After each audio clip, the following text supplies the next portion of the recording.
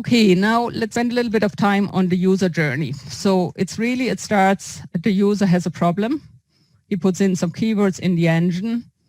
He's then presented, as we've seen in the previous slide, with some solution options, so different sites that he can click on, and that includes some ads.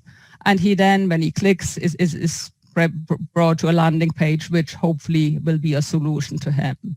So you have to always bear that in mind, that these are the 3 steps.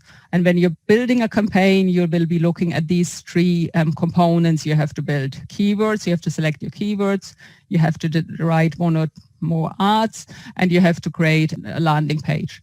Or I should say that you can also do, bring them to your home page, but it's not ideal, and we'll go into that a little bit later. So then, continuing on this, let's think about where the user is in those stages. So in the first stage, he has a problem, as we said. So you have to think for keywords, how will the client search for me? What kind of keywords are they going to likely to use? So it's hardly to be something like translator, because that's, far too generic. So it has to be more specific.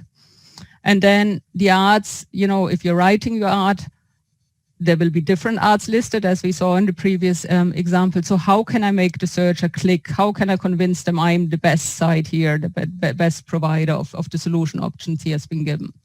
And then in the last step, once I bring them to a landing page, whether it's the home page or a page on my site or a specific dedicated page, how can I convince them now? I mean, they're on the site, that's good news, but I also want them to contact me now, or write me an email, or take some sort of action.